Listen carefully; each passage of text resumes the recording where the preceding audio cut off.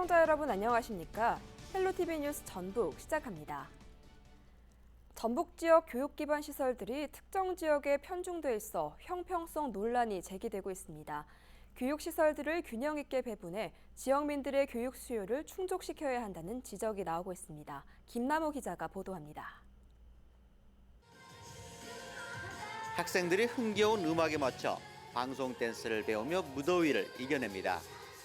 김제교육문화회관에서는 일반인들과 학생들을 대상으로 하는 다양한 교육 프로그램들이 진행됩니다. 부안에 위치한 전북도 학생해양수련원 실내 수영장입니다. 이곳에서는 학생들의 수상안전 사고 예방을 위해 생존수영 교육 프로그램이 운영되고 있습니다. 전북도교육청은 교육문화회관이나 학생해양수련원과 같은 직속기관을 운영하며 지역 내 교육 인프라를 확대하고 있습니다.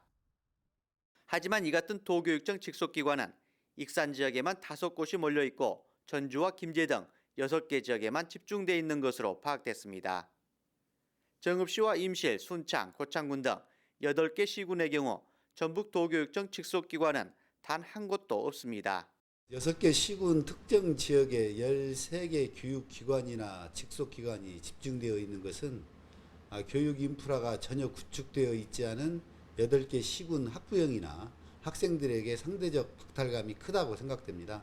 균형 발전 측면에서 직속기관 및 교육기관에 대한 재배치 및 확대 운영할 필요가 있다고 판단하고 있습니다. 교육 기반 시설이 부족한 지역 학부모들은 폐교를 활용한 교육시설 확대와 같은 대책을 촉구했습니다. 좀 여러 좋은 기관들이 그런 시설들이 지역에 골고루 있으면 참 좋기는 할 것 같아요.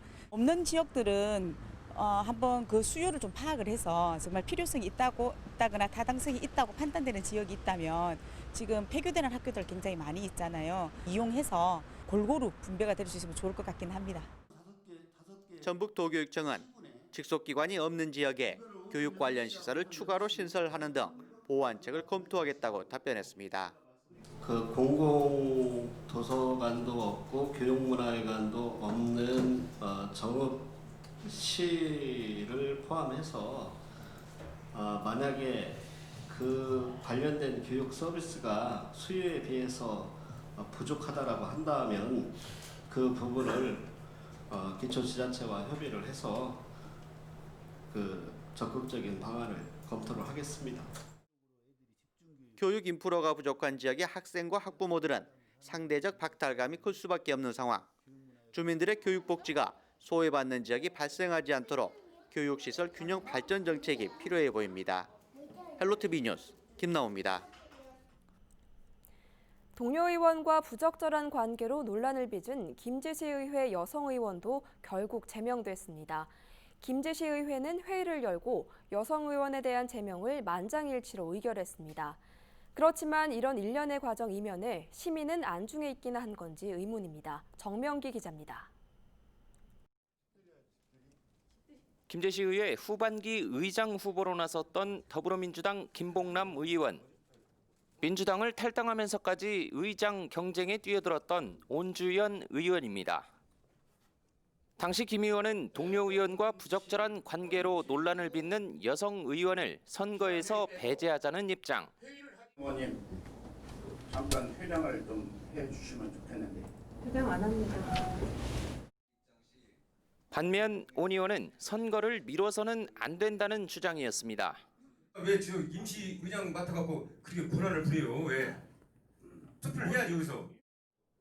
이면에는 의장단 자리를 둘러싼 셈법이 얽혀 있었다는 분석이 지배적이었습니다.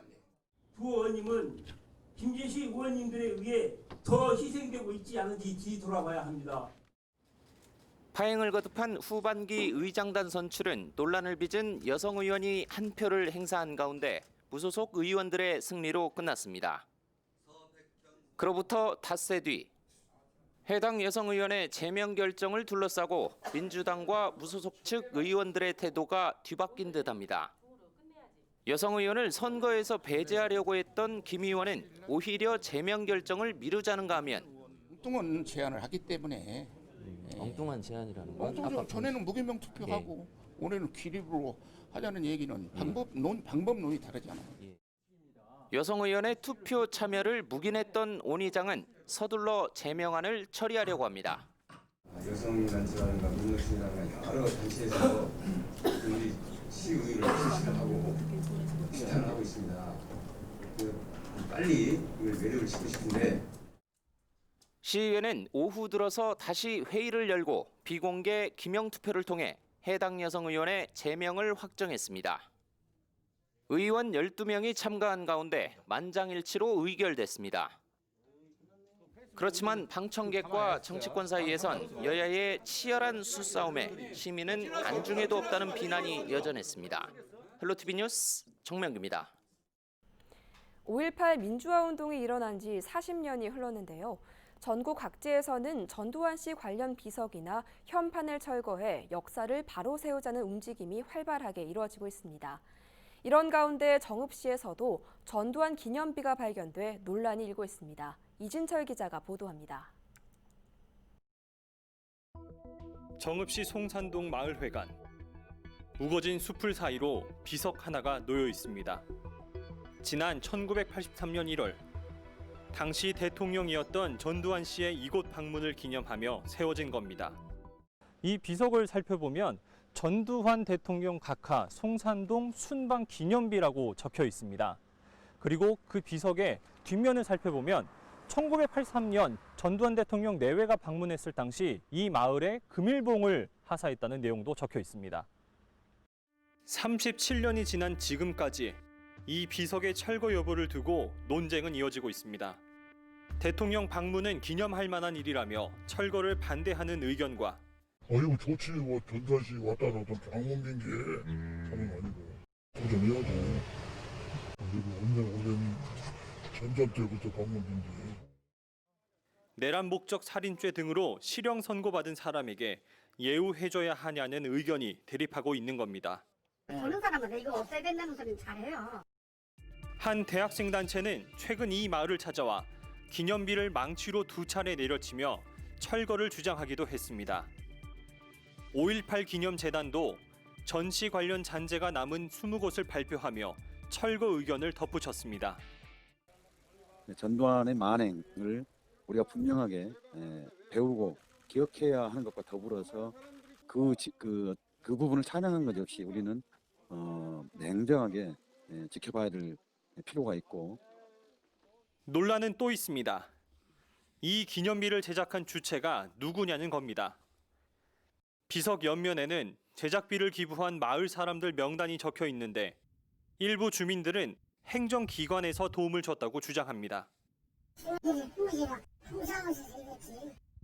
하지만 정읍시는 당시 기록이 명확하게 남아있지 않고 공공조형물로 지정된 것도 아니기 때문에 시가 개입하긴 쉽지 않다는 입장입니다.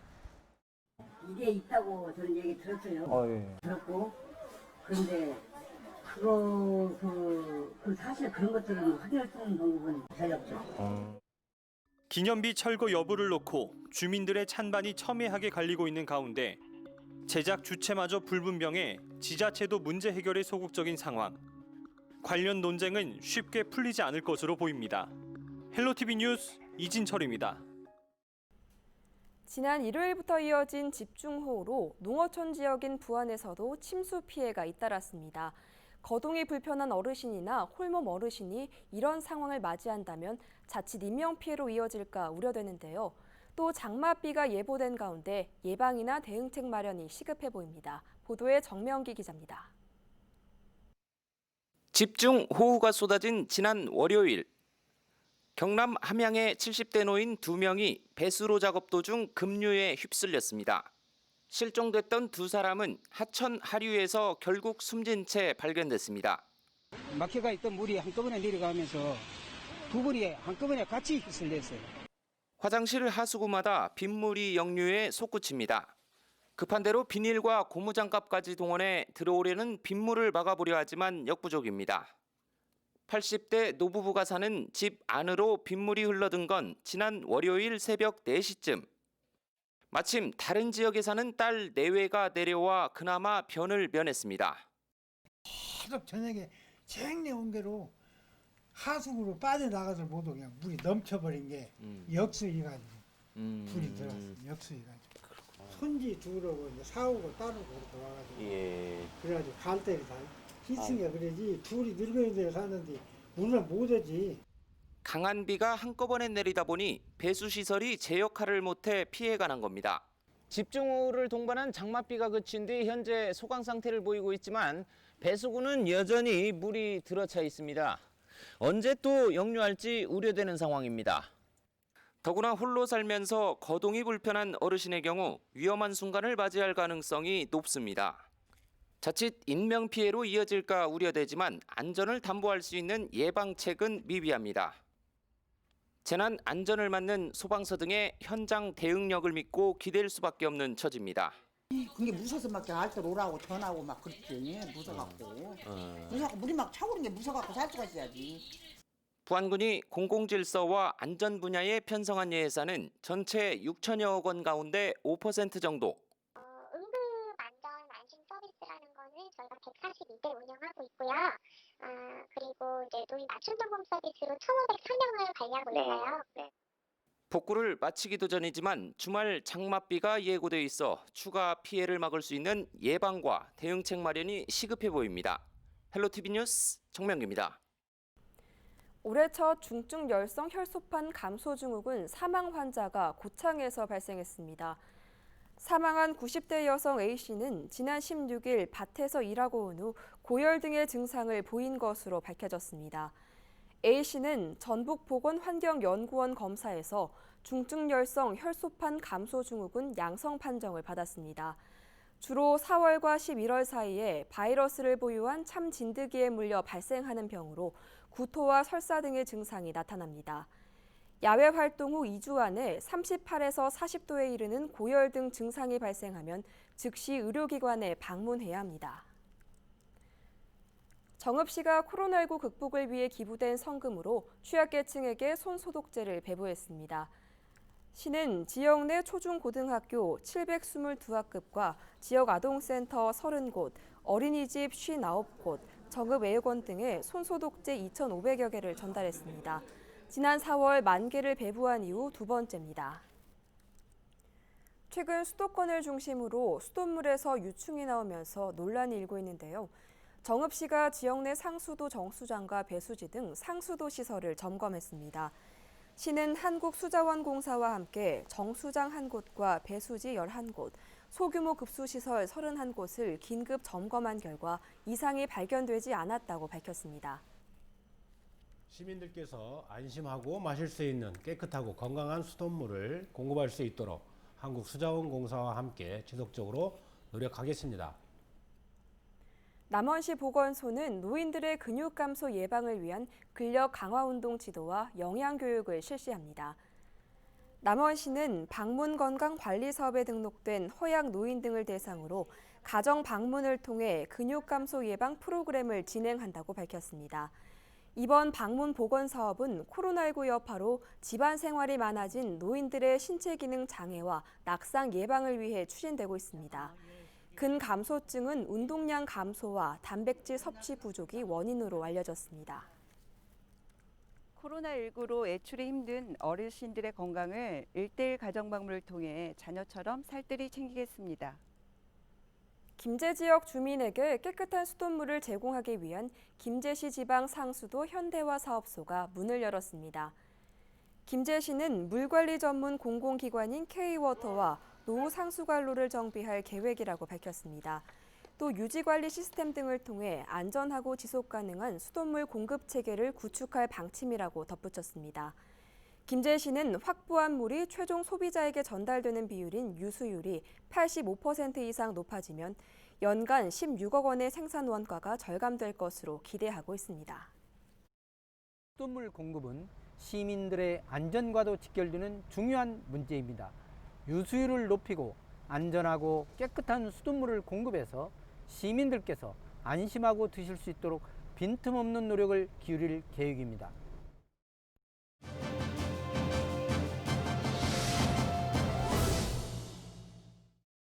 전북도와 전북 지역 기관 단체들이 코로나19 극복을 위해 경제 활성화 기반을 공동으로 구축하기 위한 방안 마련에 나서고 있습니다. 피해 소상공인을 위한 디지털 경제 시스템도 추진하기로 했는데요. 김남호 기자가 김저구 전북 서남상공회의소 회장을 찾아 코로나19 이후 경제 활성화를 위한 앞으로의 과제를 들어봤습니다.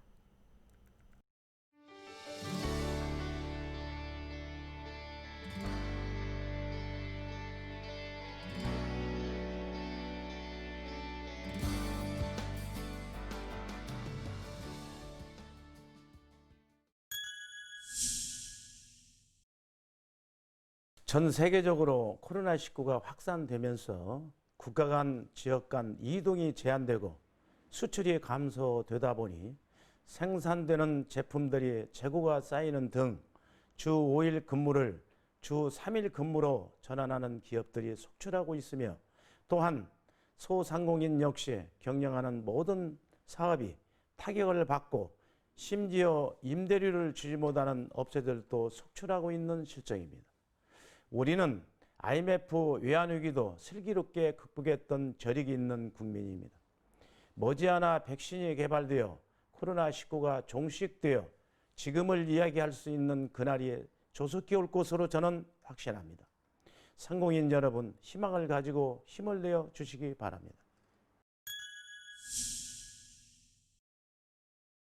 아직도 미온합니다마는 정부는 긴급 고용안전대책자금 10조 원을 지원하고 기간산업 안정기금 40조 원을 조성하겠다며 국회 법안 개정을 요구한 상태로 알고 있고, 소상공인 기업 금융 지원 35조 원을 추가 지원하는 등 총 135조 원을 지원하겠다고 하였습니다마는 지원을 꼭 받아야만이 회생될 수 있는 기업이 우선 지원받을 수 있도록 조건을 완화하여 절실하게 지원이 요구되는 기업체에 정부 정책 자금이 투입될 수 있도록 정부는 지원 방안을 검토해 줄 것을 부탁드리며, 기업이 살아야 우리 경제가 부강하게 된다고 저는 확신합니다.